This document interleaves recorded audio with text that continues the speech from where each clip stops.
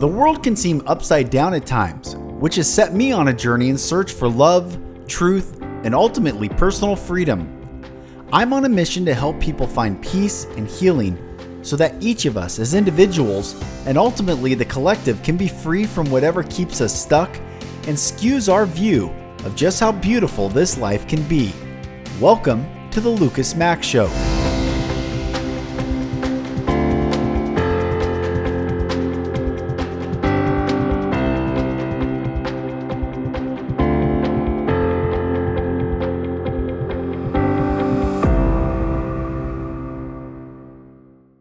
Hello, brothers and sisters, and welcome back to another episode of the Mack Show. I am Mack, and thank you for joining me on this journey. I hope the recent episodes that we've been putting out, although few and far between, are blessing you. I hope that you are finding peace during the most insane, it feels like, look, can we just say I had a conversation with buddies last night. We're talking about the splintered consciousness that feels like we're all experiencing.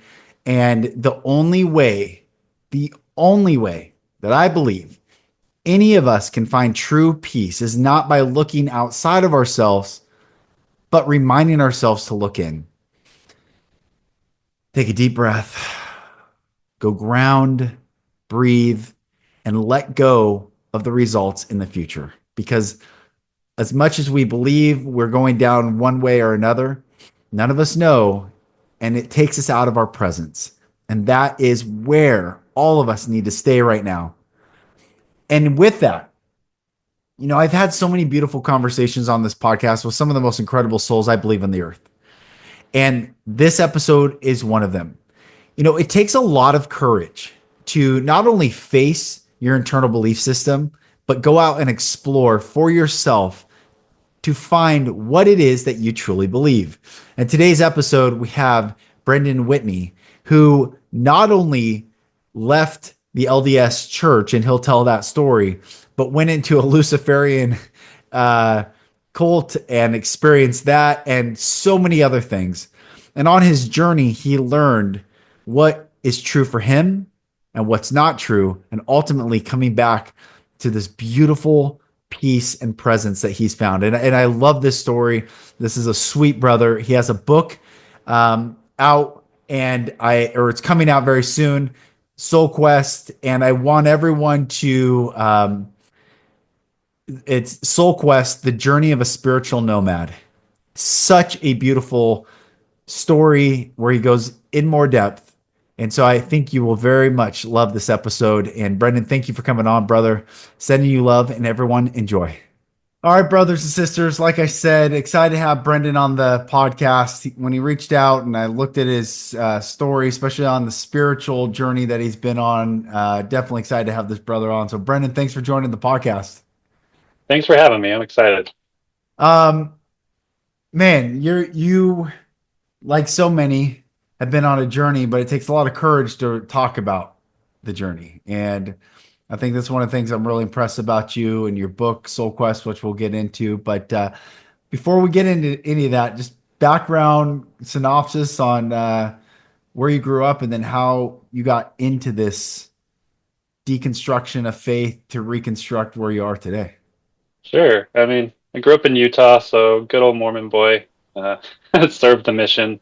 And ironically, the mission is what started to crack my belief of that system.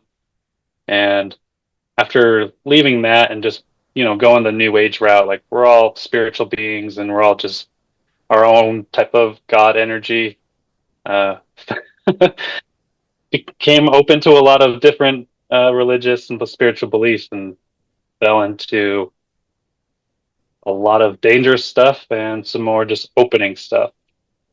Like in California, I almost got inducted into a Luciferian group. So, Well, okay. That's good. Where'd you do your because there's a lot to unpack even with that. there is Before we go on, where did you do your mission at? Sacramento, California. Okay, so local, uh, Yeah. or as local as it can get. Some of those I know send people all over the world. What happened in those 2 years that it started to deconstruct for you or crack, like you said?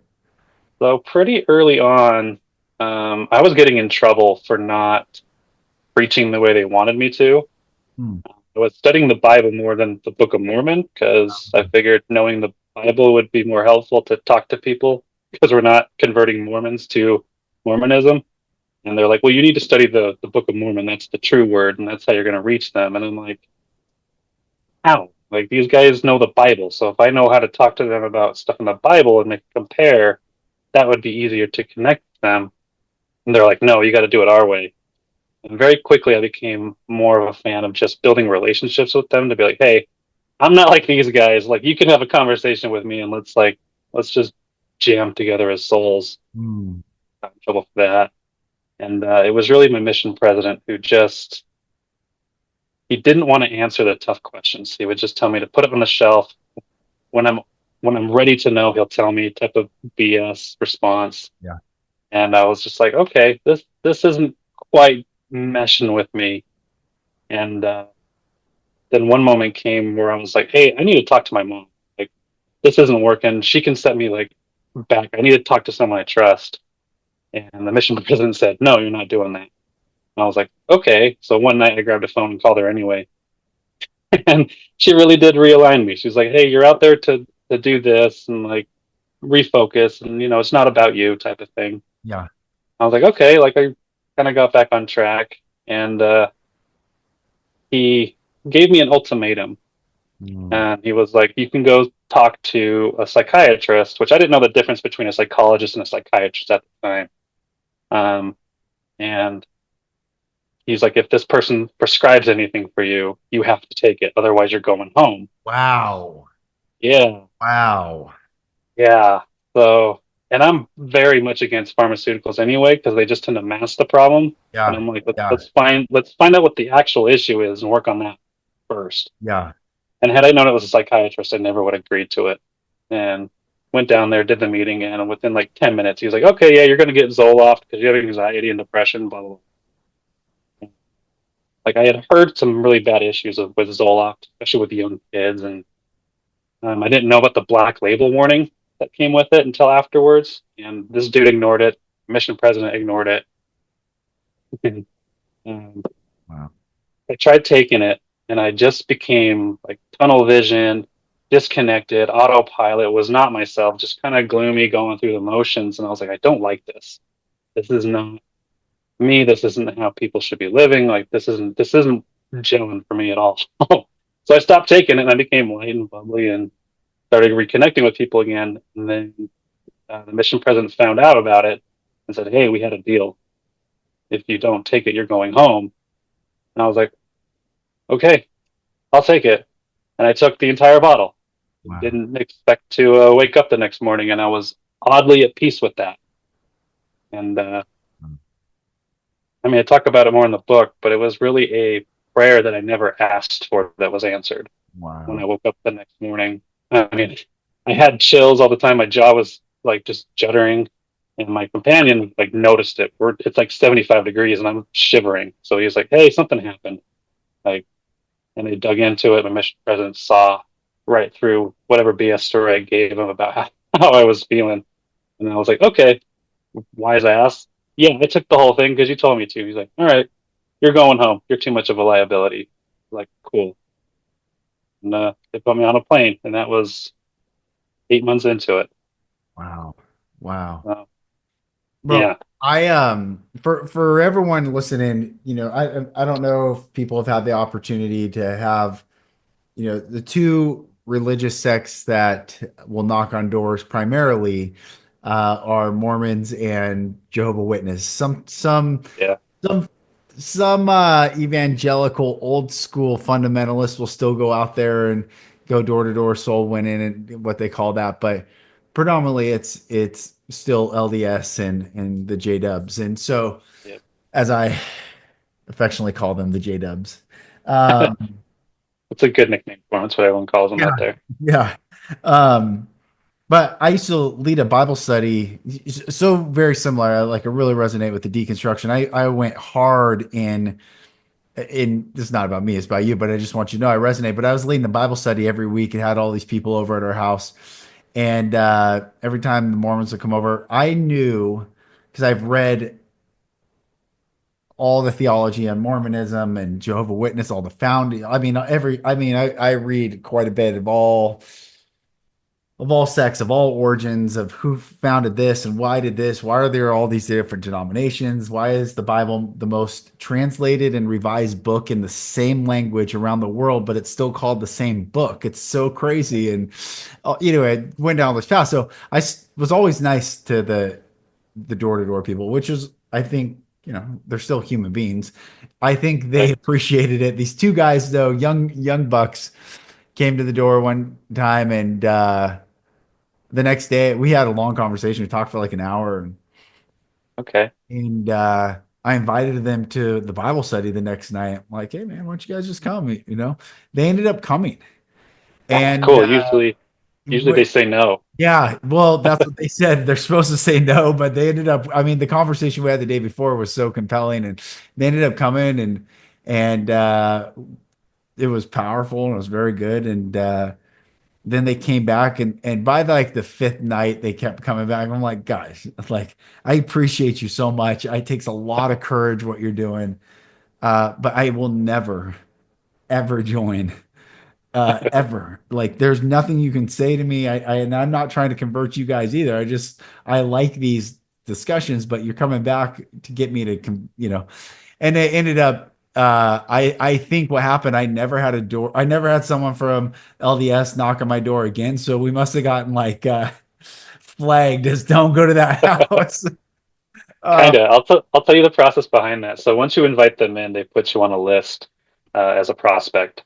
So mm, then they'll keep showing up. But after I think it's 5 visits, if there's still a hard no, they put you on a pass or something like that, and they're going to revisit you in a couple of years. Is usually the play. got it. Well, yeah, it was the fifth time it was a no, and Okay. I, I never then I guess well I lived in that house a couple more years and never got a knock on the door again. So Funny. the ward I figured the ward knew me and and I knew the ward. So there you go. Uh there's an old saying that down with the ward, up with the Lord. It's a different I a had a different couple people say that to me when I was out there. um anyway, brother, I get first of all, it takes a lot of courage. I don't think people and I do honor Mormon missionaries specifically because it takes a lot of courage to do what you do. I mean, people don't see it as that, but you're learning sales, you're learning overcoming rejection, you're learning a lot of like really functional life skills, even though you're told not to read anything, consume any information, not talk to your own mother. Like, that's cult. Yeah. That is we all know, as I don't think I'm arguing with you, but that is a cult is a defined language set that people subscribe to, and the minute you deviate from the language set, you're immediately kicked out of the cult. You can't ask the questions. You can't because cults don't operate that way. And so it's fascinating that you took it inner instead of outer, and tried to. You were ready to get out one way or the other, and Yeah. I mean, I stayed semi-active when I returned, but like the cracks were just there, and I was like, I need to find out the truth mm, because this just this isn't working for me. And it was really when I came back from LA, I was still a member, and I was like, I need to know something because like, the Luciferian group actually taught me a lot about how the world works. yeah. And let's jump into that. Like, so you're Sure. from Sacramento down to LA, or did you go Sacramento back to Utah, then to LA? So Sacramento was 2008 for the mission. Came home, and then 2012 I went out there to be an actor. Hmm. Was at a magazine launch party for independent horror films. I was just trying to network the best I could, Yeah. and this one person caught my attention. In the book, I call her Lucy, mostly because I don't remember her actual name. It was Sarah or Sierra, Hmm. and I figured Lucy the Luciferian was more catchy. Yeah. Yeah. And So and Lucy is a shortened version of Lucifer, just like Lucas is a derivative of Lucifer. So yes, applicable. Applicable. Yes. so she like immediately caught my attention. And I mean, she's beautiful, so of course she is. Yeah. Um, but like the way she just talked, she was so grounded, and Mm, there was no apology whatsoever for her beliefs, for her actions. And I was like, "You intrigue me. Like, who are you? I need to know your story."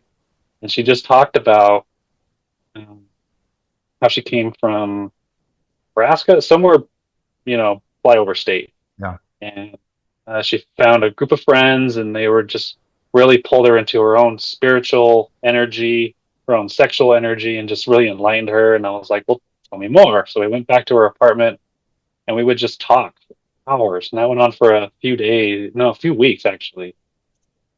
um, 2 or 3 times a week I would just pop over there and we would talk. Mm. It's like, okay, like this belief system, like she's got the Anton Levy book, like Yep. always with her. You And I was mean the like, I didn't, Satanic Bible? yeah, the Satanic Bible. Yeah. She always had it with her, and like she would flip open through it every now and then. I never actually read it, but I she would have it right here. It's very interesting. We say can talk about that. Yeah. Yeah. it'd be cool. Um, but one thing that really stuck with me, she said that like the way the world works is if you put poison in your product, but you label in the ingredients that there's poison and put the warning on there, the fault is no longer with you, it's with the consumer. And I was like, holy, that's like the whole, like our whole food system's that way. Yeah. Um, and so I was like, okay, like this is more honest than most of the Christians I've ever dealt with, and this is more honest than any of the Mormons I've ever dealt with. Um, they have like this karmic retribution and everything, and it's like it's all about being honest. So I'm like, tell me more, tell me more. Um, and I got invited to a group party a couple times. Met their ringleader, didn't even know it was him. He just looked like a business dude. He had a nice suit, a nice beard. Um, and one evening, they're like, "Hey, come with us to this guy's house." He calls himself Zaim. I never actually learned his real name. Mm. And we picked up her friend from the spiritual center in the Hollywood Hills area. And we drove, and before we drove there, they asked me to put him like Mission Impossible One. They're like, put this on. And I'm like, why? Like, why is this so secretive? And Lucy was just so comforting. She's like, I did this too. Don't worry. It's just until we trust you. We went to the house and we got out, and I'm like, okay, something's about to happen. Yeah. Like, I can feel the energy now. Went in there, and there was like, Zayn came out, and he starts talking to me, and I'm like, hey, I've met you before. And he's like, yeah, I've heard a lot of good things. And I'm like, creepy. Okay, what else you got here? And he took me into the room, and there was this statue of Baphomet Mhm. in the center. And I was like, okay, this is more than just like standard satanic stuff. This is more Luciferian. And I asked them point blank, is that what you guys are? Is Luciferian? Do you worship Lucifer? And they're like, yes, plain and simple. Mhm. I was like, okay, let's keep going. Let's see what this is about. Yeah. And they told me just all their different experiences. Like he's like, uh, Lucifer rewards me instantly, and he can make any movie I want. Mm. He didn't tell me what industry he was in. Turns out he's in porn. So like, if Of those are the movies he wants to make, course. like, Of course. uh, yeah. So anyway, he left with another friend. Her name's Amy. To go do their thing, and Lucy was just like, "Hey, where's your mind at? Where's your heart at? Like, let's just chat." And I was like, "It's weird because these guys talk about God and Jesus more confidently than any Christian I've ever known." And they like, it's almost like they had lunch with him. They're just like, "Yeah, he did this and this and this." And like, okay, like, how do you guys have more conviction towards Jesus and God than the Christians do, and not believe in the Bible? And they're like, well, the Bible's been corrupted. It's all a lie. Like, God was the deceiver. He told Adam and Eve that if they eat the fruit, they would die. And they ate the fruit and they didn't die. And this whole thing. And I'm like, okay, this just sounds like the Lewis Carroll book, whatever the older book was, where Lucifer is the protagonist, but he's still the villain. Yeah. Yeah.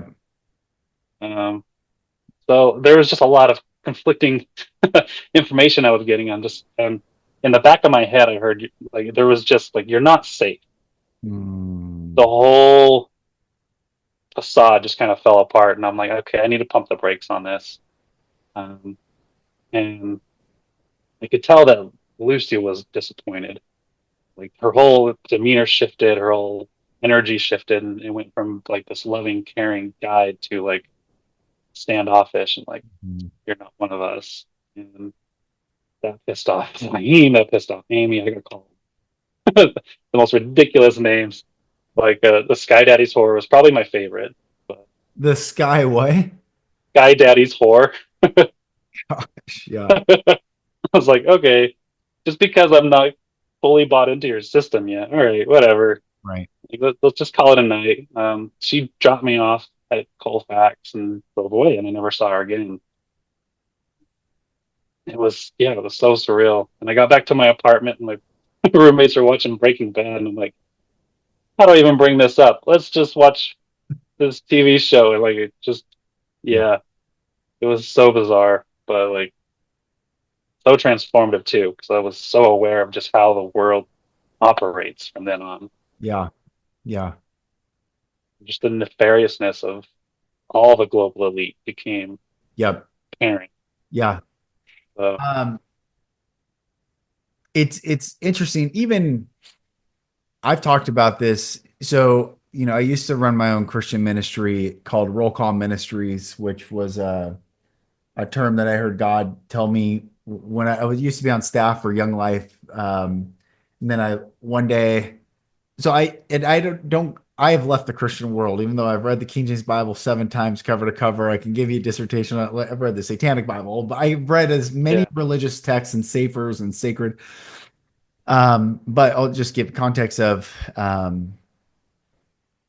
one day I heard God say, I want you to start your own ministry. And I'm like, well, what does that mean? And I didn't tell anyone. I was waiting and I'm like, well, what do you want me to call it? And he said, I want you to call it Roll Call Ministries because I'm calling my people out for the last time. And he took me to Genesis 3, verse 8 through 13, after Adam and Eve had just taken of the fruit. And in Genesis 3, verse 8, it says, and they heard the Lord God walking in the garden in the cool of the day. And I'm right, like, that was the first thing God shows me, like, I'm not angry. That's a beautiful like picture that and so he's like, do I know all? I'm like, yeah, you know all. So then he goes, keep reading. And it says, and Adam and his wife heard the voice of the Lord God and hid themselves because they were afraid. And God said to the man, where are you? And he says, I heard your voice, I was afraid, um, and because I was naked. And he said, who told you you were naked? Did you eat of the tree whereof I commanded you not to eat of? And those three questions is what the ministry ended up being called Roll Call Ministries. That God's calling his people out for the last time, asking, where are you? Did you do what I said not to do? And who have you listened to?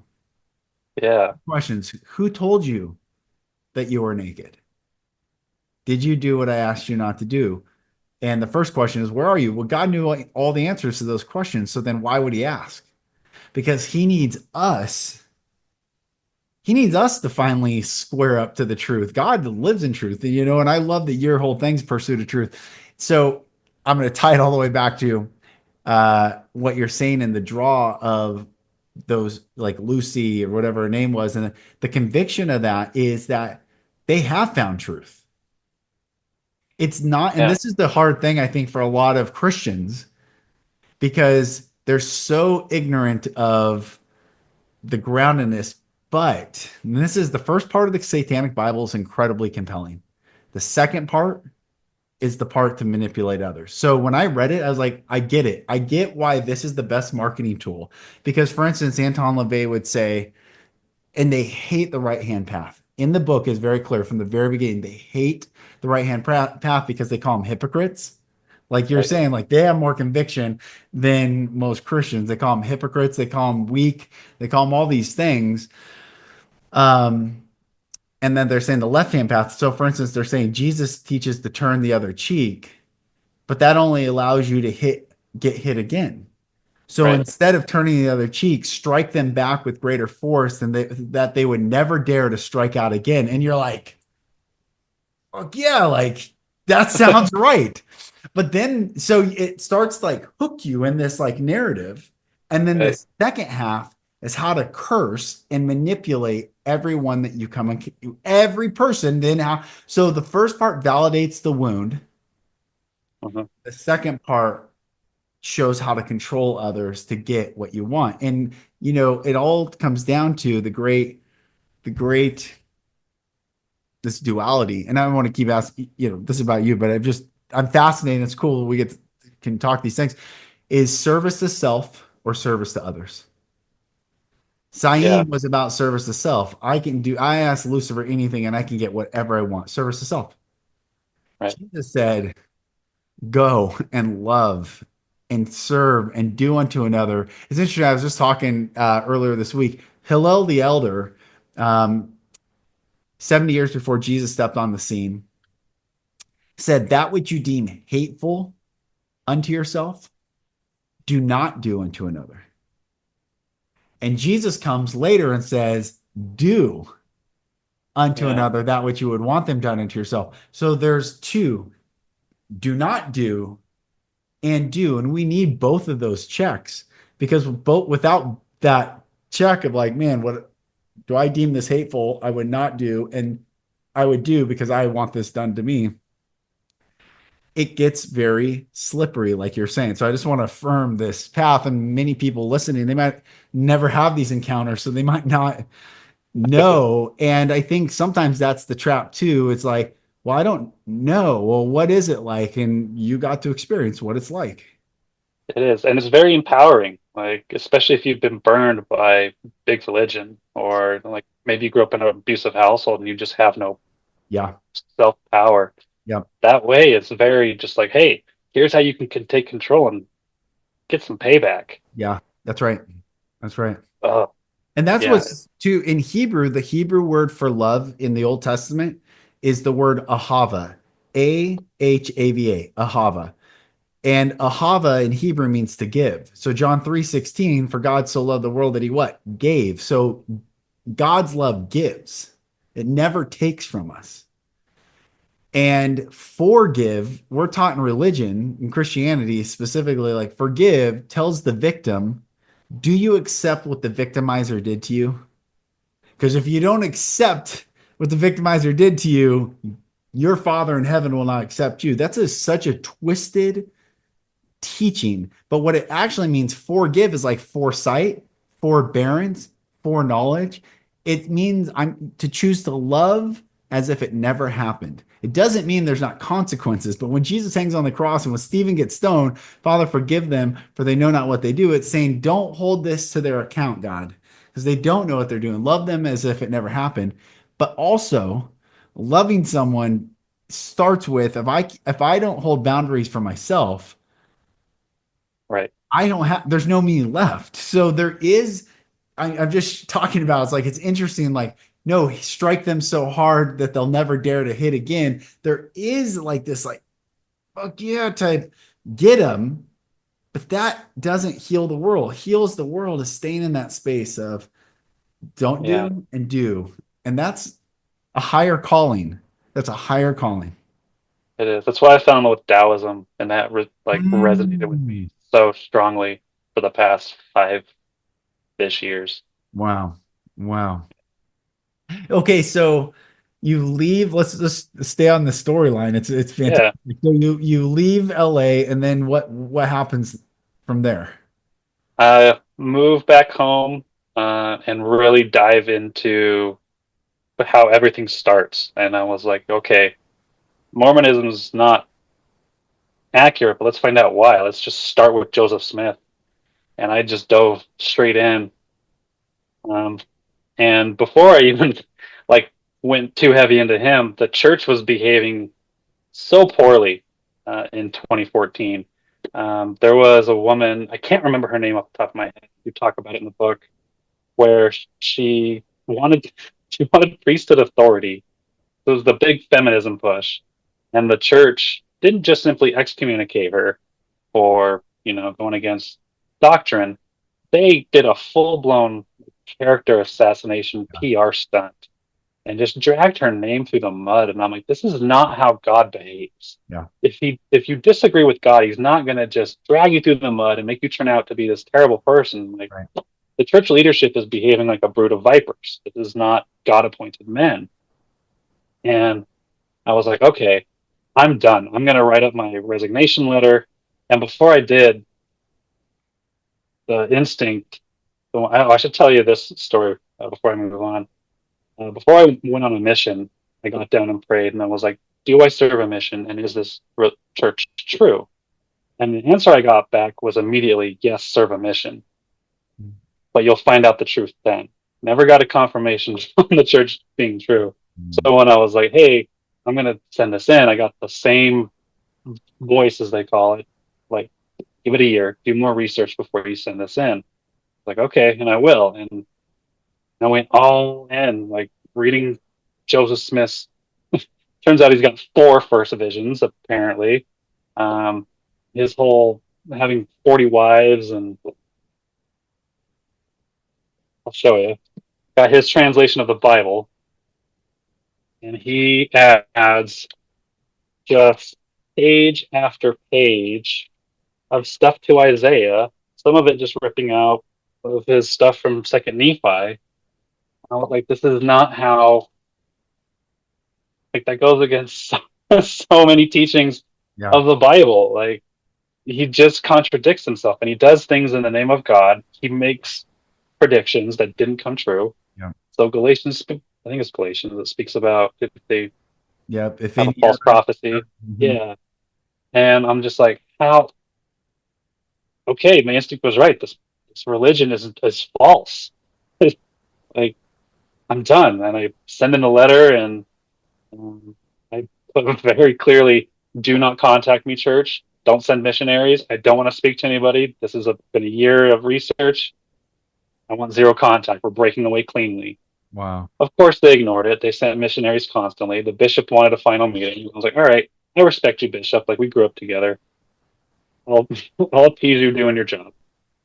And he tried to do the manipulation tactic again. He was like, hey, do you remember when the Lamanites rebelled against God and what happened to them? I'm like, they got a permit tan? Like, that's Right. the thing, is I cursed them with a dark skin. I was like, you think I'm scared of that? I'm pasty white half the year. So, Yeah. like, come on.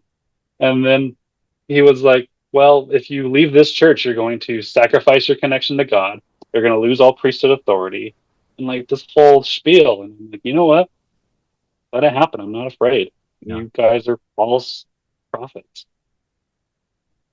I bounced, and Takes a lot of courage, usually, man. Takes a lot of courage. You have a lot of oh, courage. thank you. It was rough because like I'm the only one in my family that did that. Hmm. The others are just kind of in. My brothers are inactive. My dad is inactive. My mom still goes. Ironically, it's the same thing with the the COVID vaccine. I'm the only one that didn't take it. So there's a weird parallel to that. Yeah. And Yep. Yep. yeah, all my friends from that church stopped talking to me. They stopped talking to me when I moved to LA, but after that, it was hard, no contact. Let me ask you about the not taking, because I didn't either. I mean, I lost. I mean, it's I get I had talked about this stuff. I've talked ad nauseum about it, but for you, did it not feel? So this is how I'm going to phrase the question. Did it not feel like the same type of manipulative pressure in religion? The mask and the vaccine felt the exact same. Like, Hmm. I don't know if it was like a fog, but if I feel like it's a fog rolling out, it felt the same thing as what the bishop was doing to you. It's the exact same. And just, I don't know why some souls see it and say no, and some just never see it. I don't know. It's bizarre. I know some people are just scared to be cut out of the herd. Like, that Yeah. goes back to even just a couple hundred years ago. Like, if you don't fall in line, you'll be cast out. Yeah. Uh, and so many just blindly follow authority. And like my ex was that way. And she, anyone with a piece of paper, she would follow. It's Hmm. like, what if this person has a nefarious intent? or is being paid to push this agenda. Yeah. Like, have you not thought this part through? And she's like, well, why would they do that? And I'm like, why does anyone do that? Money, like, it influences everything. Money. Yeah, we butted heads up against that. So, like, Hmm.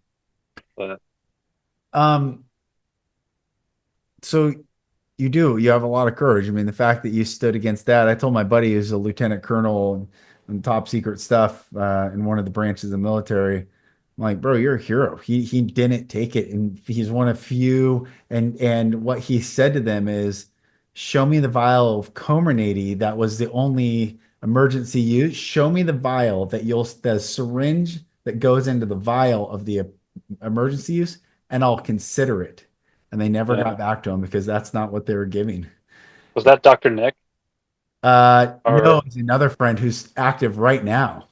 okay, I have a friend active right now that's like a hero, man, and he's such a. That's why I don't want to give the branch that he's in.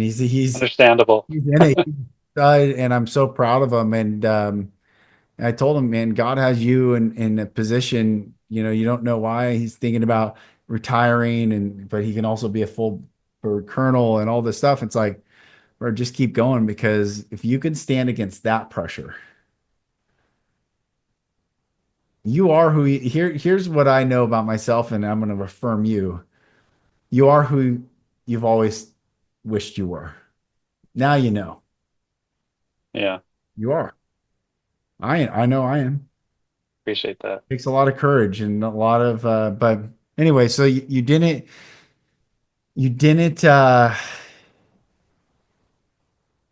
Dr. Nick, man, it's just a side note about him. I'm gonna see him this coming Thursday. That guy Oh, is nice. brilliant. And he said everywhere that they rolled 5G towers out and they activated them, that's where COVID spread in those cities. And Alaska was the Huh, last state to have mass cases until they turned the 5G towers on. And he said there's something he doesn't know exactly, but he has all this data to show the correlation of the spikes in cities when they turn the towers on. And I'm like, fascinating. that's crazy. And he showed the military, he gave all the documentation of like there's some correlation, and Yeah, no one I'm wanted s- to hear it. I'm It's sure so that weird, like all the stuff, it's so big, it's so nefarious, but at the end of the day, it's as simple as saying no. We just don't have the no muscle because we've been beat, we've been as children. So it starts with accepting being hit by parents, and then the church says that that's the way a virtuous parent like raises a child. So you immediately have broken the child's sense of safety, and the authority will either scare you and punish you or feed you and be proud of you. And so it creates a whole conditioned society to want to do anything that the authority figure says to do so that they can get rewarded and not experience that fear of punishment. And I think this is the awakening, having these conversations, having more people say, hey, I just said no for whatever reason. And we all have our own reasons, but it's yeah, encouraging to hear your story. it's encouraging to hear a lot of people who stood up because so many just Yeah, they just did it like just because like it was easier. That was a lot of the excuses, and it's like the easy path doesn't lead to any reward. that's right. That's right. That's right. Uh, So when you saw the bishop doing the manipulation tactics and they're sending more people like that, did that further just affirm that you were already woken up? There's no going back at that point.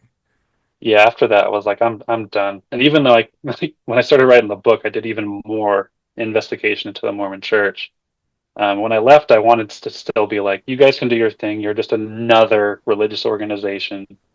And I chalked it up to just like, there's a God. Everyone's got their own nickname for him. Everyone's part of their own fan club. And then just, you have the business of religion, which is just gross. It's gross. Good, Oh, good word. It is gross. yeah. And yeah. So after that, I was like, spirituality is still a thing because like science will confirm that. You put anything under a powerful enough microscope, we're all atoms. Yeah. So that stuck with me. So the new age spirituality was like the way to go. Um, Dabbled in Hinduism and Buddhism. Really liked Buddhism, but like it was the whole you have to reach a certain level to attain nirvana, otherwise you're going to keep cycling back through. But in Buddhism, once you do, like your soul ceases to exist. Mhm. And I was like, that kind of hurts. I don't like that. And then when I came across the Tao Te Ching, I was like, this is one. It's so crazy similar to just Christianity on like a simplistic level, like the way Yeah. they talk about everything. I was like, whoa, how does this Far East be so close to the Bible? And it was really just about finding balance, not fighting your own life, but going where God's going to take you. Mm. It just rhymed that way so much, and I was like, well, maybe this is the best way to go. Mm. And that wu wei, as they call it, that embracement of just being curious and letting God do His thing, um, is ultimately what brought me back to Christ. And that was 7 months ago when I got baptized.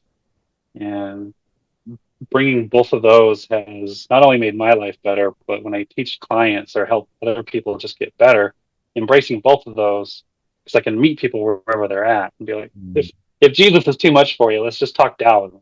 Or if that's too much for you, let's just talk spirituality. Yeah. And doing that, Christians will get mad and call what I'm doing witchcraft, Yeah, of course. Of course. which I'm sure you've experienced. Like Oh, bro, Christians, I don't get trolled man, by anyone except Christians. uh, True. yeah, It's it's true. crazy. It is. So It's sad because what I say, the Bible says perfect love casteth out all fear. All fear. How much fear? yeah, All. And I all always preach that the most ignored word in the Bible is a three-letter word. It's the word all. Trust in the Lord with your heart and lean not into your own understanding in your ways. No, trust in the Lord with all thine heart and lean not into your own understanding in all thy ways. Well, perfect love casteth out all fear. So then you see all these Christians with fear. And then the question is then, and this is where my journey really began, like, is the indictment on God? Is God true and real? Is God real? I mean, that has to be a question we probably all should ask. My experience is that God is real. I know God is real, but I still have fear. So then the question is there an indictment with me, or is the truth or the perceived truth of perfect love casts out all fear not true? Because how yeah, can it cast out all fear, but fear still exists? And then the question is, or what I went down this path is, no, it does.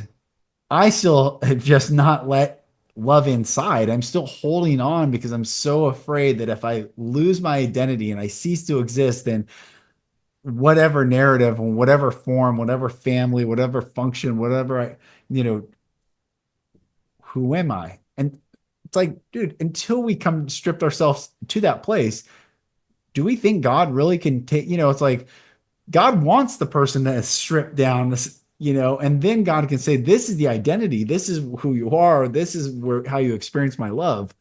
But very few get to that place. So just keep going, brother. But just talking about Christians calling it witchcraft, all that, of course, because yeah, they don't even understand Jesus. They don't even understand, what I use all the time is like when Moses takes his staff and turns it into a serpent right in front of everyone. I said, do you believe that happened? First of all, do you believe a piece of wood turned into a living reptile? Because that's just a good question we probably should ask. Do you actually literally believe that happened? If you do, great. The priestcraft of the Pharaoh didn't even blink an eye. Like, oh, you can do that? Great. We can do that too. And did the same thing. They weren't like, whoa. They were like, yeah, so what? Here you go. Here's the same power. But then Moses' serpent swallows their serpents, right? right, And and it gets back to power. You're talking about money and power. And there's a term in the King James Bible, which never was called the King James Bible when it was written. It was the seventh Bible in the English language, given to everyone. The Vatican tried to kill King James twice. The Jesuits tried to assassinate him two different times. The second time was the gunpowder plot of 1605, which V for Vendetta turns the antagonist in real life to the protagonist. That Guy Fawkes in real life was the Jesuit assassin sent to kill King James in Parliament because he had let everyone know we're going to give the Bible in the common man's hand. And the authorized version, which it was called at the time, was written in a fifth grade reading level, 11-year-old reading level. That's what the King James Bible at the time in 1611. That that level of cognition in reading was a fifth grader. Now people like, well, I can't read the King James Bible. Like, we're not evolving. We're certainly devolving. But regardless, 100%. anyway, getting back to the King James Bible, one term that they use in there that they took out from 1881, the Revised Version came out, and now there are more than 700 Bibles in the English language, versions and translations. For instance, I didn't even know Joseph Smith's, but there's another, chalk it up to like one of 700 that exists Yeah. since 1881. They took out the term Most High. The Most High God. The Most High. You shall have no other gods before me. It doesn't say gods don't exist. It never said, see, the real Bible, God is not saying these things aren't real. He's Yeah. saying, I am the creator of all, and come back to the source. This word source gets used, but come back to the true source of all power, the creator. And why? In Romans chapter 1, verse 12, it says, professing themselves to be wise, they became fools and changed the glory of the uncorruptible God, made like into the image of corruptible man. They started worshiping the creature more than the creator. And so that's how I look at, like, I missed this point earlier, but I used to teach about Mormonism. Why are Mormons successful?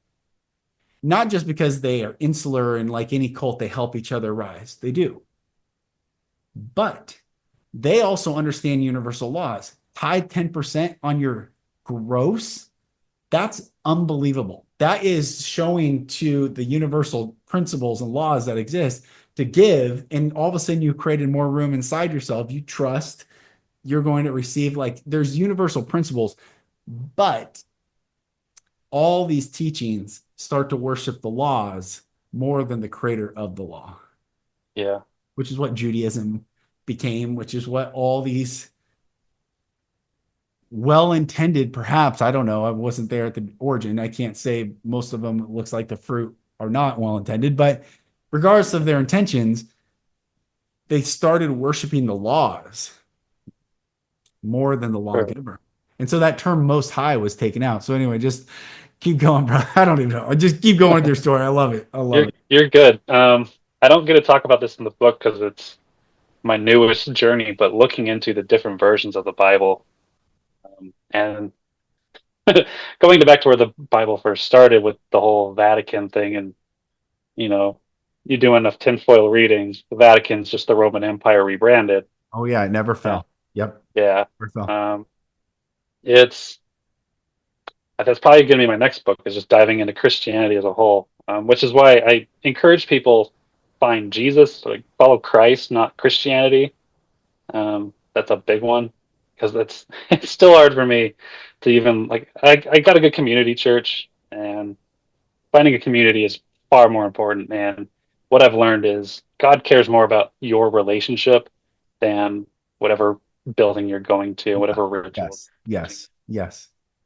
So Uh, yeah. it's bro. I have. I just did this section. I have 24 different Bible versions right next to me right now in a bag. Oh man. 20, look at everyone, this huge bag, 24 different Bible versions in here. And I had everyone do this exercise the other day because I'm in brand and I was talking about, I was like, this is not a theological teaching, although you could use it as such. I said, this is purely about brand, where you think it's the same thing because it says the same thing on the outside, but the experience is totally different. Right. So I had everyone, I gave them one version, I gave them the King James Bible. There was 10 people in a room, all had them, and I checked Chat GPT before. I said, what's the most revised version in the world of any book? Of any book that exists in the world. The Bible is the most revised and translated book in the world, especially in one language, the English language. So that was my point, is everyone calls it the same thing, a Bible, and it might even say Holy Bible at the end. So I gave everyone a King James Bible and they read Psalm 23 because, and I look, what's one of the most famous poems in the English language, proses? Psalm 23 is considered one of the most famous. So everyone reads it. I could count to three. Everyone reads it, and it was crystal clear. The Lord is my shepherd. I shall, I mean, they're reading crystal clarity. I can hear it. Yeah. Then I said, all right, you got you on the end, you keep that Bible. Then I handed each other person a different version. The Amplified Bible is at the end. I mean, all sorts of different versions. And then I said, now watch this. You think everyone look at just it on the outside, Living Translation, the message, ESV, NIV, NASB, all these different versions. Okay, does it all say Bible at the outside? Yeah. Can you all find, say, Psalm 23? Everyone's yes. Okay, just because it says it's the same, let's see if Yeah. the experience is the same. I'm gonna count to three and do it again. So I go one, two, three. And it sounded, I couldn't understand a word anyone said. It was indistinguishable. It was wild. And the joke I knew was going to happen is the guy at the Amplified Bible went like 7 seconds longer and it was funny and everyone kind of laughed. And I said, my profession of brand is when everyone thinks, well, what's the big deal? It's just a little different here if it's not the same experience everywhere. Starbucks is Starbucks no matter where you go in the world. It's the exact Right. same. And I've done work at Starbucks corporate in Seattle. It's the exact same experience. Nike campus in Beaverton is the exact same experience you'll have at any Nike retail store. Brands that keep that consistency, every Apple store you go to in the world is consistent. There is no deviation. And that's what makes the best brands in the world. And the best brands are the most profitable. But then when you take a step down and like anything else, like really, it was like, no big deal. Or is it a big deal? And so yeah, to get into the Bible version talk. It's super fascinating. We could talk about that some other time. You see, the Textus Receptus, which was called the received text, it existed. There were people that Rome was hunting down all the way into the Alps, people that were protecting the most original copies written down. And I was telling my team this up until the 1800s, the word letter meant the actual letter. So in the English language, every letter, the specific letter and why it's designed the way it's designed has a specific meaning. So B, nothing precedes B. So all B words, birth, burst, blast, beginning, boom, all these things start from nothing and then everything follows. So B, all words in the law first mentioned mean something. And what happened is in the 1800s, they changed the intention of every letter to a body of words, right? A letter. So people didn't care as much about each letter, which allows the Jehovah Witnesses, our friends, the J Dubs, to slide in one little letter, one word in John 1:1. John 1:1 says, in the beginning was the Word. The Word was with God. The Word was God. Now, 99.9% of even all the different Bible versions that exist, even the Catholic Bible, says that. In the beginning was the Word was with God, the Word was God. But the Yeah. J Dubs snuck in one letter, one Yep. word, one letter. It's like, what's the big deal? Well, they changed it to in the beginning was the Word was with God, the Word was a God. Yeah. Well, a God is not God. A God is one of many, which getting back to the King James Bible, why God puts most high as a differentiator between all other, because what's Christianity, and just to get it back and I'll let you go, bro, keep going. But I understand that the Christians are afraid. They're like, there is no other, or they're more afraid of Satan, quite frankly, than anything else. Like Satan's this big boogeyman. It's like, oh, Satan, but they don't understand the power of the Most High God, and that's what's missing right now. Of why people will listen to government fear tactics, as opposed to being the three protagonists at the beginning of the Book of Daniel, saying our knee is not touching that ground. And I'm like, well, what's the big deal? It's just 12 inches. Just put your knee on the ground. Everyone's doing it. Like, stop embarrassing us, Shadrach, Meshach, and Abednego. Oh, you guys are a bunch of assholes. Like, just put your knee on the ground. They're like, listen to me. My knee is not touching that ground. They're cast in the fire, and it says one appearing as the Son of Man appears with them. There was four. And I think Daniel put his knee on the ground because he wasn't counted. And I think watching Shadrach, Meshach, and Abednego woke him up to later he was like, okay, they said not to pray. They at first said just bow the knee. You can pray to whoever you want, just bow the knee right now. Then it Yeah. got to, oh, you can't pray to any other God. So he opens this window and he finally woke up. So I don't know. It's this journey of like, we cannot have fear. We cannot walk in fear. We have to walk in the love, the presence, the power, the majesty of God. And look at who did it the most is Jesus. Even Lord, if this Yeah. may pass from me, but nevertheless, not my will. Whew, like, oh my goodness. Can you imagine? You walked up into the bishop. You wrote a book about this. I speak about this all the time. But can you imagine the ultimate judge being like, dude, okay, please. And regardless, I'm still going to walk through it. Like, there, he is chutzpah. That's a great word. Oh, bro. So keep going. Okay, so you're on this journey. The Tao has been like amazing for you, and then you how and when were you wrestling with who Jesus was during this whole time? Not really, because Jesus, the historical figure, always like I never had an issue with that or any doubts, because like there's no way he was made up. Hmm. Um, like that was just painfully obvious. So I was like, if you want to question his divinity and whether or not he's God, cool. Like let's talk about that. But he walked this earth. That's that's a dumb debate to have. Yeah, yeah, So I was like, let's just try and be like him, whether he's fictional or not. Like he's such a great character of loving everyone yeah, and still standing up to like the Pharisees and those who were um, corrupting the temple grounds. Like he's a great figurehead. right. So I didn't have issues with that. My issue was more with the biblical God or God in general. I was like Yeah, yeah. that I wasn't sure of.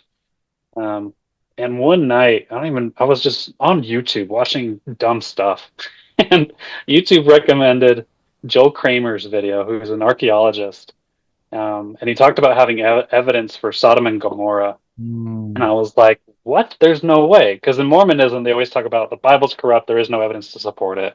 Oh, And I was like, well, I was like, that's weird because there's absolutely no evidence to support the Book of Mormon, but whatever. yeah. Um, so then I just watched it, and he just walks through. He's like, here's the sulfur balls that are like 99% sulfur. And there's a museum in England that has them on display. And I'm like, wait, hold up. So Sodom and Gomorrah actually, he's got another video talking about Babylon and how it's still uninhabited by humans, which is another prophecy that came true. He had another video, and it was like, oh shit, I've been wrong. Hmm. Like, I okay, I need to really like correct my actions and like, Hmm. is this true?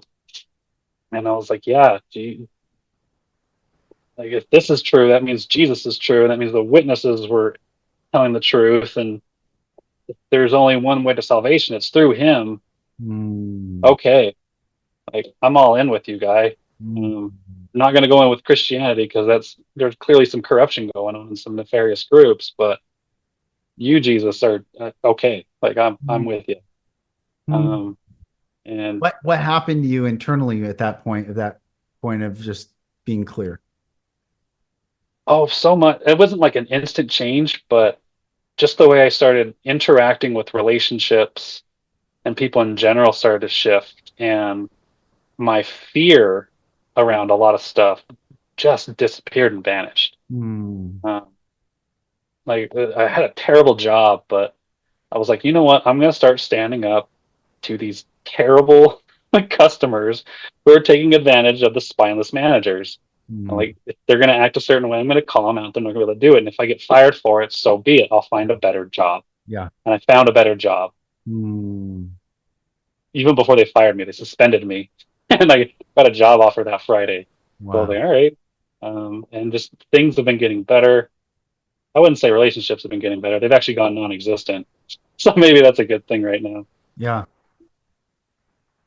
But like the standards of has increased. Instead of me just being like, oh, you're hot, let's have a connection. Yeah. It's more like, okay, we need to like there's the quantum entanglement that I knew about from spirituality for a long time, but now it's even more so of like be careful who you're sharing your spiritual energy with, because that not only are you taking a piece of them, they're taking a piece of you with them, Yeah. even if it's just for a night. So Yeah.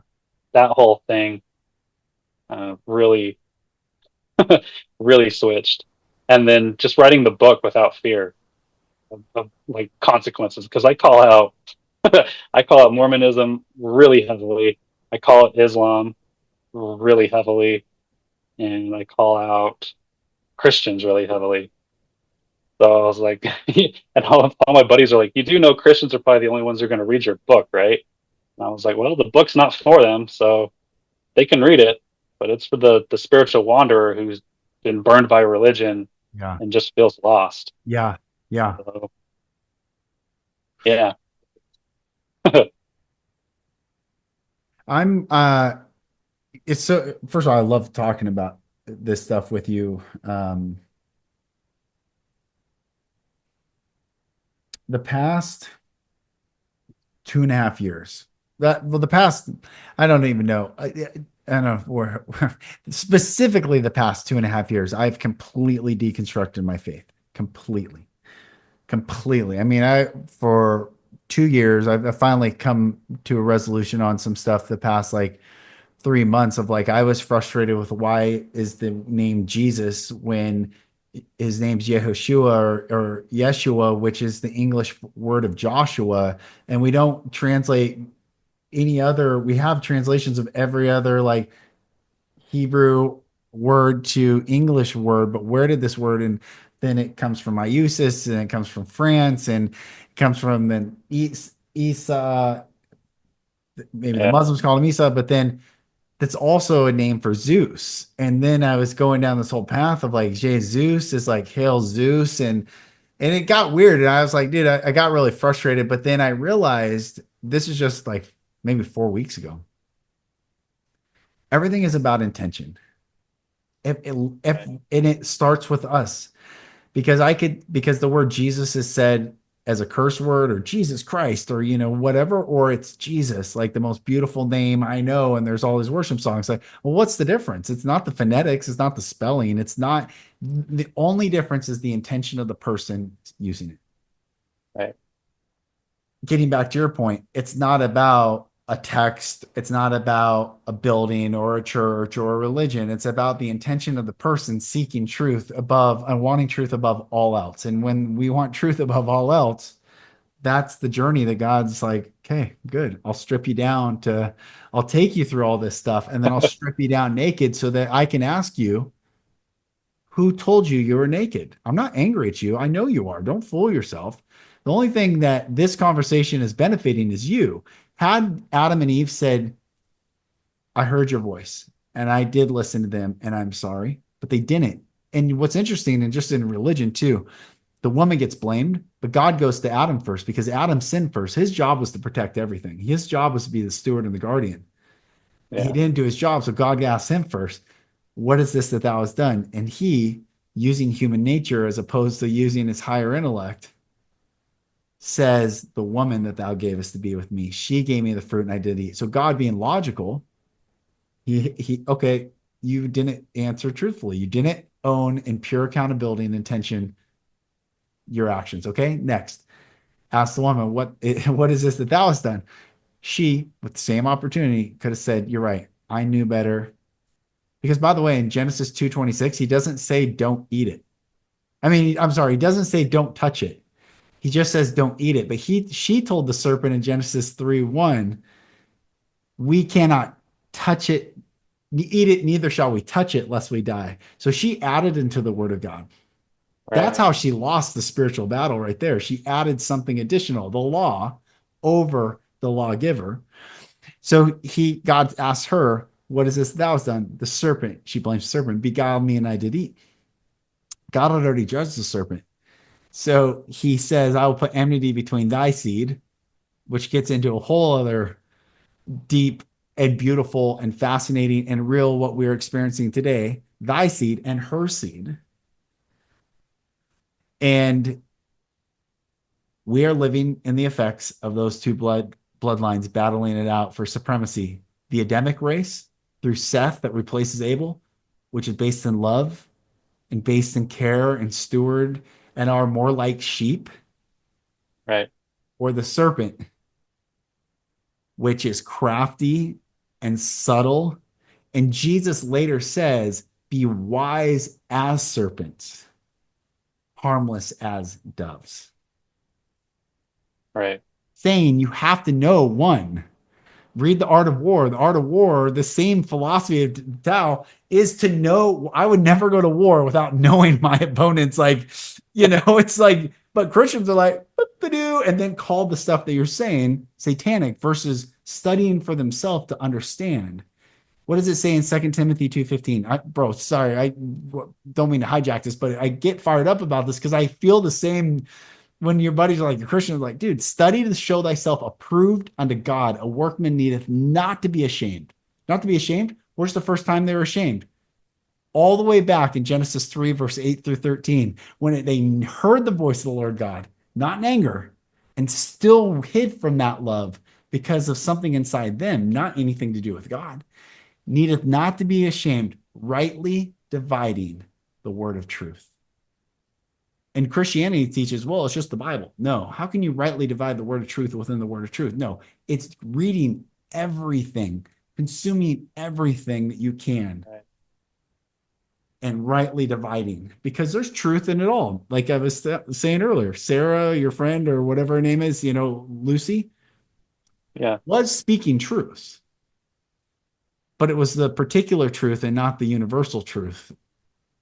Jesus said, Yeah. you shall know the truth, know intimately, like as one in the biblical sense is a funny way to say it. You will know the truth and the truth will make you free. Right. And back to your Genesis 1 point, that's such a great lesson to learn. He's teaching accountability straight from the get-go. Yes. Like, I already know you screwed up. Like, here's your chance to be honest with me. Yes. Yes. And they're like, no, it was her fault. Yep. She's like, well, it was that fault. And it's Yep. like, all you had to do was be like, yeah, we did this. We're sorry. Yeah. Please forgive us. But I mean, it's still how that turned out. Yeah, exactly. And it's the same model everyone's doing today. And it's interesting. I was talking to my kids about swearing. I used to not swear. I'd fast. I mean, I fasted for 5 years in a row, Sunday night to Tuesday morning. I would never miss a day of praying on my knees 14 years in a row, morning and night, pray 2 hours a day. I mean, bro, I went so hard in the paint, turned from basketball. Like I went hard as I could do it. And, which was led to my awakening and healing journey of like, I finished the Bible for the seventh time. I was so angry at God. It was February of 2016. I was like, nothing has changed. I'm still struggling with the same things. I know it like a razor blade, but so what? Like nothing had changed. I was still hurting. I was still not willing to look at all the pain and all the suffering. I experienced a lot like horrific abuse. I never even like looked at it because it was like, well, isn't it under the blood? Like, what can wash away my sins? Nothing but the blood. It was like, well, that's a bunch of bullshit. I'm still struggling with all this stuff. So anyway, I get to this point, and I think for so many people, it's the matter of fear, fear of knowing. No one really. Here's the thing, because you've experienced it. For instance, like you experienced that Saeem guy, weirdo, the energy. One of my favorite quotes is energy doesn't lie. People lie, Yeah. but energy doesn't lie. Like if someone's a weirdo, it's because if they weird you out, it's because they're a weirdo. Like stay away from them because there's normal people don't weird you out. Only weirdos weird you out. But anyway, I want to get back to talking about like what I was telling my kids and like how hard I went in the paint. I used to not swear at all. And because the Bible says, let no corrupt communication proceed out of their mouth, be holy as I am holy, be holy in all manner of conversation, for it is written, be holy as I am holy. Jesus said, in that day thou shalt give an account of every idle word thou hast spoken, for by thy words thou shalt be justified, and by thy words thou shalt be condemned. So I was like, man, I'm never going to swear. So I never swore for 14 years, from the night I attempted suicide all the way until 2016. I never said a one swear word. Like I'd stub my toe and I'd be like, doggone it. Like, or I mean, I was just like, I'll have a biscuit or saying all these things. Never swore. Yeah. Then I went through this journey of like frustrated, like I had not changed. And then I go through this whole journey. And now I've come to realize, and this is what I teach my children. This is what I teach my children. Corrupt communication is not saying the truth that's within your heart. Right. Saying bless you, God bless you, but you're like, fuck you, like, or that's corrupt communication. It's not the outside, which is what Jesus is saying. You white sepulchres, you've cleaned the outside of the tomb, but the inside's rotten. And so now I've just like, dude, say it. And that's what I think when Jesus says, by your worship, you said one thing, you did another. You shall know a tree by the fruit it bears. You say you're an apple tree, but you're producing, oranges. You're an orange tree, bro. Stop trying to gaslight us all. I think if Christians just woke up to not have fear and to go and be what the book teaches versus just ascribe a theology and faith to what the book teaches, the world would be a different place. And I don't even just mean Oh, Christians. I mean every person, right? If you like lived it versus that's why I have so much respect for Mormons that go to mission. And you know that if you guys are like, yeah, we're actually doing it. These suckers just think they know and think that I know I did. It's like, no, there's a lot of validity in that. Sure. Anyway, keep yeah. going. Keep That's going. actually something I would always bring up, even as a Mormon, because like people would say flip and fetch all the time, and I'm like, why don't you just say fuck? Yeah. Fuck. And they're like, well, that's a swear word, and I'm like, but you You meant saying to flip say and it. fetch, Yes. Yes. like God knows your intention. Like Yes. soaking Yes. is still sex. It's just boring. Like you're not fooling anyone. Yes. Yes. Yeah, that part still drives me nuts when they try to behave like they're better than everyone else because I found a loophole. And it's like, like okay, can I be there for when you're having this conversation with God? Because I really want to hear your excuse. Come on. Oh man. But absolutely right. When it's like the corrupt language is very much being disingenuous and lying. Yes. Yes. Um, and the Bible is very clear about people who will not make it into heaven is swindlers, Yeah. Yeah. That's and right. that's part of swindling is being dishonest in your language. So That's right. there's going to be a lot of a lot of Christians who get that line, "I never knew you," and they aren't going to be welcomed in because they're swindling people, they're greedy, they're Bro. slandering, and it's like I'm not being like, I'm not doing witchcraft or being satanic to call you out on this. Like I do this because I genuinely care, and I'm finding a contradiction here. Like I'm not mad at you, but like let me raise the orange flag for you. And, yeah, And this is I'm so glad we're having this conversation because this is much blessing me as I hope it blesses every person listening and watching. Um uh that verse. Many will come and they'll say, Lord, Lord. They'll know exactly who he was. Lord, Lord. yeah. And earlier Jesus said, why do you call me Lord? Um uh Why do you call me good? There is well, no he other. said, you're right. I just mixed. He said, and do not do the things I've commanded you to do, Oh right. but also yeah, then it's interesting, just to deviate for a sec, the rich young ruler, I think what the whole religious group is based off the rich young ruler today. In that parable, everyone listening, like this guy comes to Jesus and says, he said, good master. He didn't call him Lord. And actually, the only disciple to never refer to Jesus as Lord in the King James Bible, the other Bibles have changed it so this teaching's lost. But the only disciple to not call Jesus Lord was Judas. He only referred to him as master or rabbi or master or rabbi. So Interesting. the rich young ruler comes to Jesus, says, good master. Jesus says, why do you call me good? There is only one good but God. Basically, are you calling me God?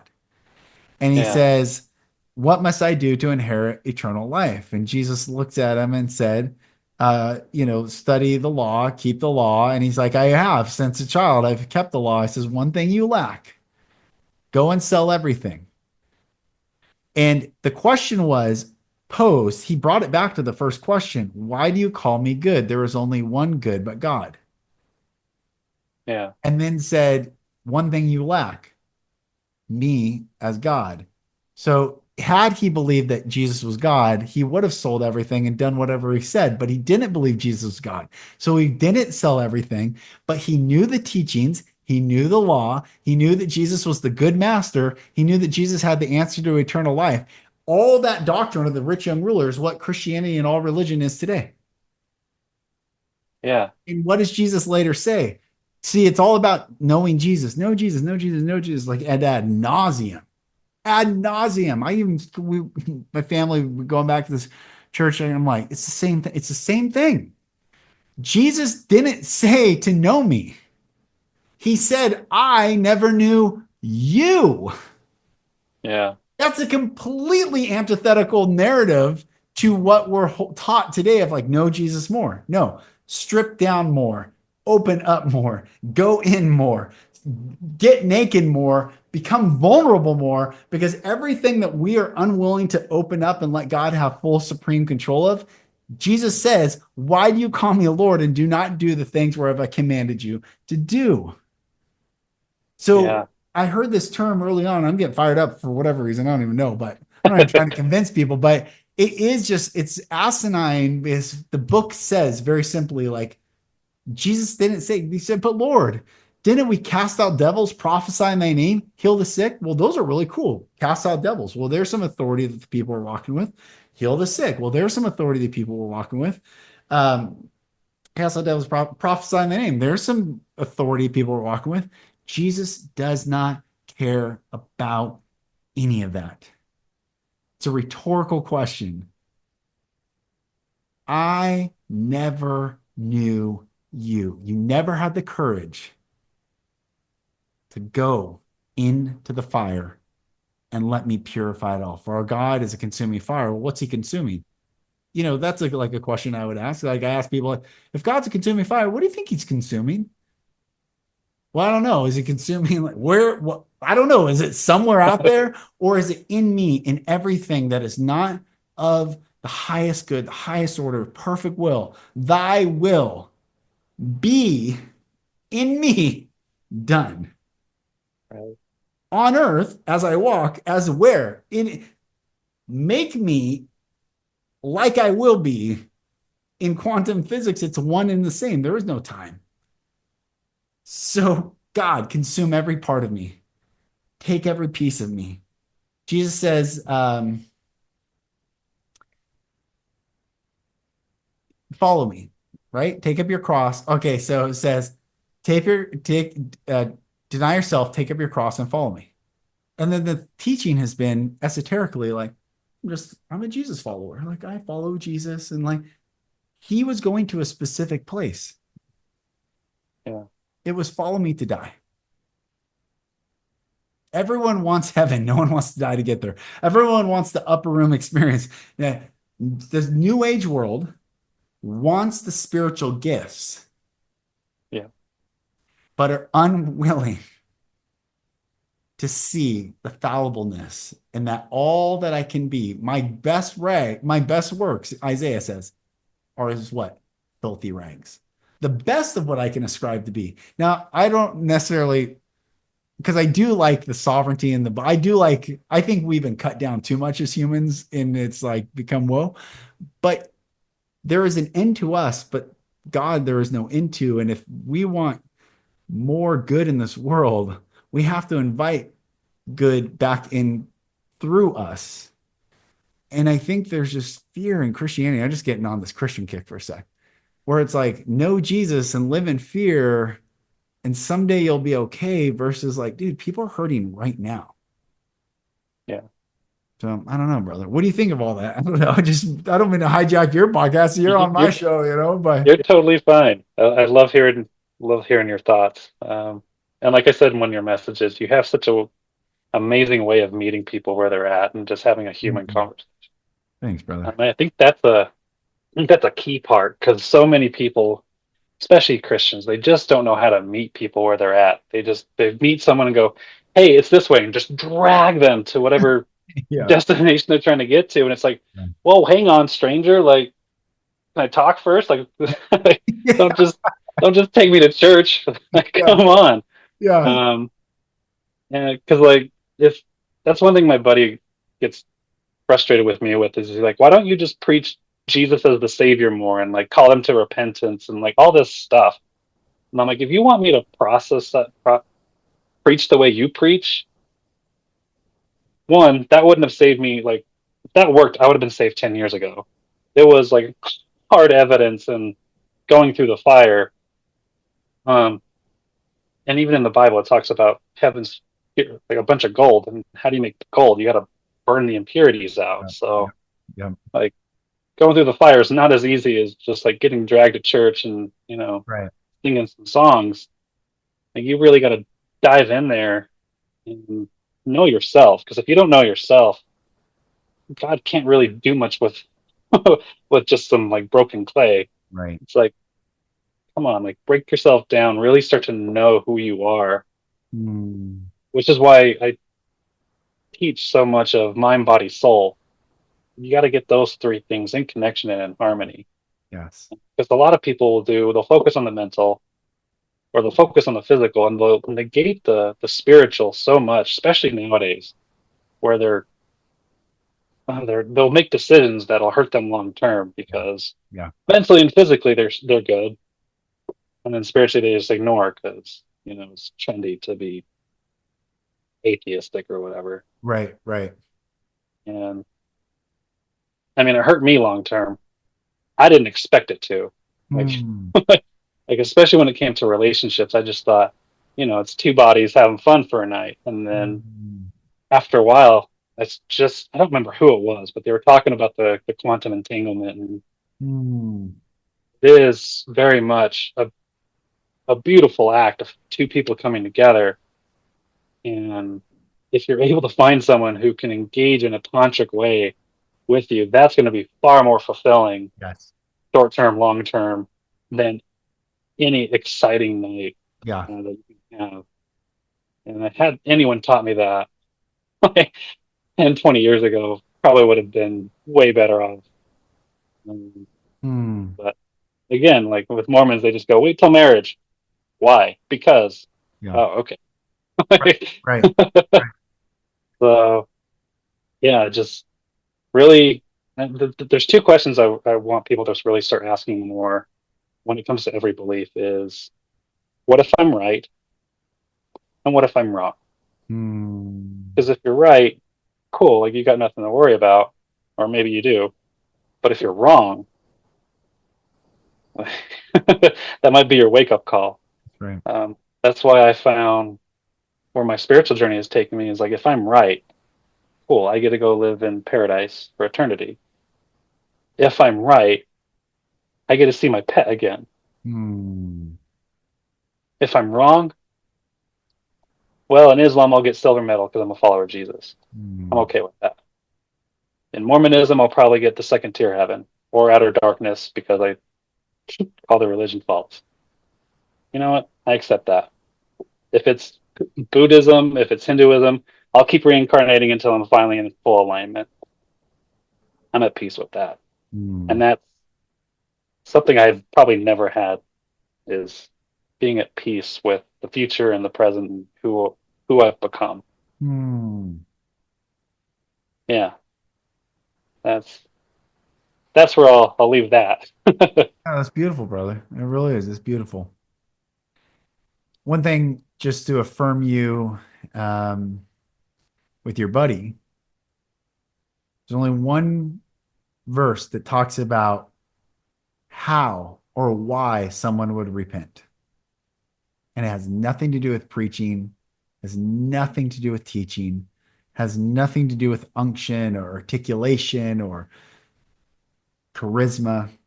It's one verse in the Bible. It says, it is the goodness of God that leadeth us unto repentance. I'm gonna put that one in my back pocket Even next time. if, bro, I have led hundreds of people. I've one Bible fell out over 100 people I've led soul to soul, street ministry. I mean, did I really? I don't know, man. I tell you, I was really articulate and I'm incredible when it comes to like, I know a process. I'd ask people, hey, do you know God? Not any person ever told me no.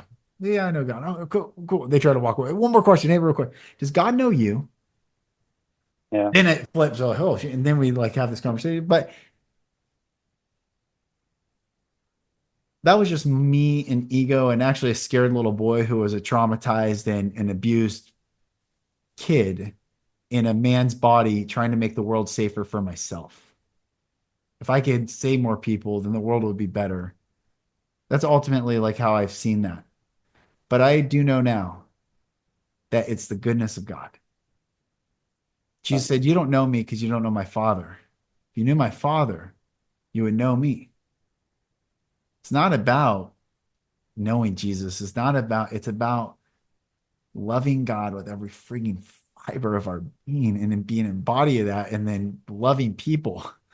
That's the law fulfilled. And in that love, Jesus will reveal himself. And people know, like, oh, they ask, oh, Brenden, what's your story? This is what I'm learning. Like, this is what I'm coming to. I've deconstructed it down to the point where it's like, okay, God, I've never left God. I love God.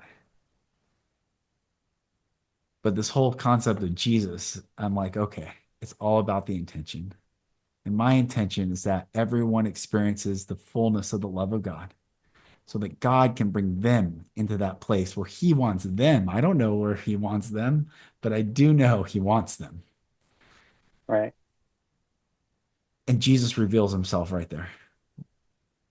And he reveals himself to people in different languages and different names and different titles and different ways. It's not just the English Roman mentality of conquering the earth, because that's still Romanism. They sent their emissary. They used to send their emissaries just like the movie 300. They sent them out by twos and said, we're coming, submit or die. There's nothing you can do. Nothing. You know, I love 300. It's like, you brought the crowns of conquered kings to my kingdom. Like, I love that. Like Leonidas just being like, what the, um, but Rome's crafty. And then instead of changing, because they knew that if they tried to maintain the political border, they would fail. But if they changed it to a theological narrative, they could not fail because no border could stop them. And so their emissaries, they changed to missionaries with the same message: we're coming, or God's coming, or Jesus is returning. Submit or die. Right. It's the same narrative. And it's been a fear based rule for however long you want to believe the storylines that they've been saying, but long enough. Let's just say it's long enough and we're done with it. And the Wizard of Oz, I find more and more everything's just the Wizard of Oz. Everything's a loud, booming voice. And then it takes a lot of courage to go, what's behind the curtain? Oh, it's just a scared little man with bravado trying to scare the whole world into thinking in an order, that anyway, to get back, it's the goodness of God that leadeth us into repentance. It's not Brenden, the articulate, passionate, theological powerhouse. It's just the goodness of God. Right. Yeah, And he, no matter where you're at on your path, he's gonna meet you there. absolutely. Yeah. Absolutely. This picture, wait, how do I point? Right there. This picture, the pyramid. I had a friend who was listening to the podcast painted this. This is an original piece of art and sent it to me from a podcast I did back in like 2020. I was meditating and I heard heaven is a conjunction word. And I was like, heaven's a conjunction word? Heaven is heart and even, Heaven. A balanced heart is heaven. Yeah. And that's what she painted that as, just a symbol of a balanced heart. And I just think, man, what we all want is peace. Peace is the prize. I love the whole Q movement. There was this saying that peace is the prize, and I was like, dude, that's such a great saying. Like, peace is the prize. Whatever, politics or whatever. I want peace, but peace can only come when there's accountability. Of, I would never do to you what I would not want done to me, and I would only do to you what I want, that what I would want done to me. And so I Yeah. think that's what's happening right now is the awakening. I share with the heads of the National Prayer Breakfast a couple years ago because they were mentors of mine and they were really afraid I was going into the new age path. Like all these people, like, because they knew me from ministry and all this stuff, like, oh, you're going in the news. And I said, Malachi 3:6, I am the Lord. I change not. I said, do you believe that? God never changes. Jesus Christ, same yesterday, today, forever. Okay, so God never changes. I am the Lord. I change not. I said, well, then when Paul says he grafted in the Gentiles into the vine to provoke the Jews to jealousy, but God never changes. Do you not think he's grafting in the New Age world to provoke the Gentile? Meaning, like the New Age world has the message of unconditional love. Now they don't understand the source of it. Yeah. They don't. They truly don't. I've loved so many people deeply in this community, and I've been in plant. I've been gone down the plant medicine spaces, and I most recently went in the tantric space and learned from that methodology and all these different methodologies, all these different people, and they're all beautiful. We all want the same thing: to be loved, to be loved, to be at peace. But ultimately, the source of all, the Most High, we had come to that place where, man, I think it's happening because I think what's about to happen, and this is my not prediction, but deep sense, is that every institution is about to crumble.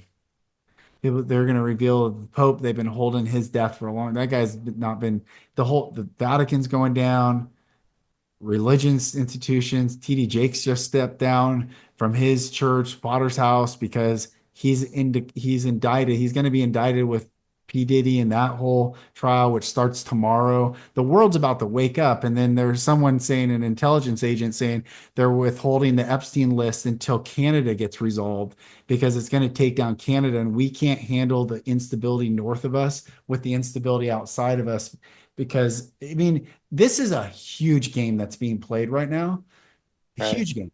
But we don't have to get caught up or swept up in it because people like you and I and so many others are waking up like, go back within and let God be God inside this place first before I worry about, my neighbor or, the Right. city or whatever. I don't know. So brother, I guess I don't know if you want to keep sharing some more, but I guess in the book Soul Quest, and can people buy that on Amazon? Is that You can get it in wherever your favorite bookstore is. So it'll be at Amazon, Barnes and Noble, Apple Books. cool? There's like a special one in Australia. If they go to my Instagram, the link tree will take it to Okay. whatever site.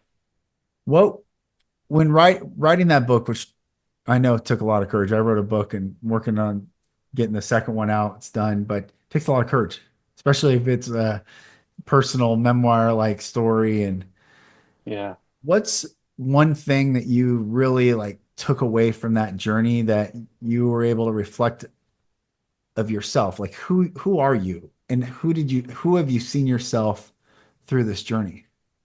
Um, the theme is I very much care for honesty and transparency. Hmm. Like that's if you're not honest and transparent with me, I'm gonna lose trust real quick. Yeah.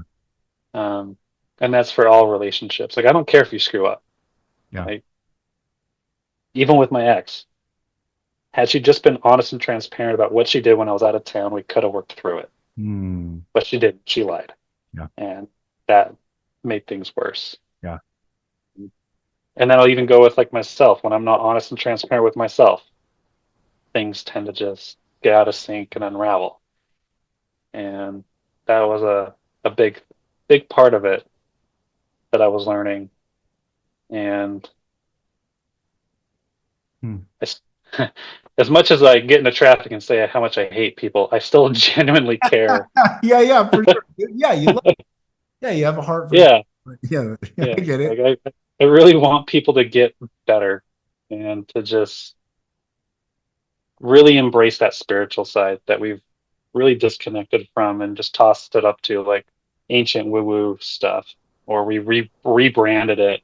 And so many other people are taking advantage of that rebranding and just capitalizing it. And Yeah, yeah, there's a real grossness to the greed of the modern day. yeah, And yeah, yeah. yeah, but Fascinating, brother. Well, I hope everyone buys your book, Soul Quest: The Journey of a Spiritual Nomad. I love your journey and would love to have you back on the podcast, man. And I'd love to keep talking about this and whatever Sure. you're exploring and sharing and learning, like come back on, let's do another one. And I really do love this conversation. So thank you. Thank you. Well, everyone, I send you all love. Brenden, thank you for coming on.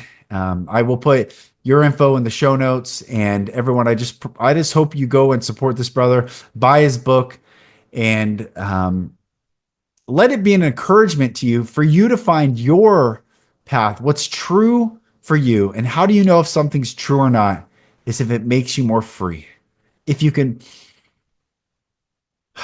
breathe more deeply, then it is true. And if it constricts breath, it's not true. So may we all find that. Sending you all love. May the love of God bless you, cover you, your families, your thoughts, your mind, your work, your finances, everything. May it all be covered under the love of the Most High God. I am Lucas Mack. This is the Lucas Mack Show, and I will talk to you on the next episode. Thank you for listening. If you're struggling to break free and need support, go to my website at lucasmack.com. There you'll find resources like videos and ebooks, and also information on how to work with me for coaching. Thank you again, and I'll talk to you soon.